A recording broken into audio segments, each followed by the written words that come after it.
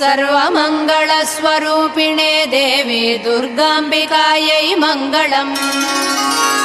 मङ्गलम् कनकाम्बरधरे मङ्गलम् विजयाचलवासिने सर्वगुणसम्पूजिते देवी नित्यम् भवतु मङ्गलम्।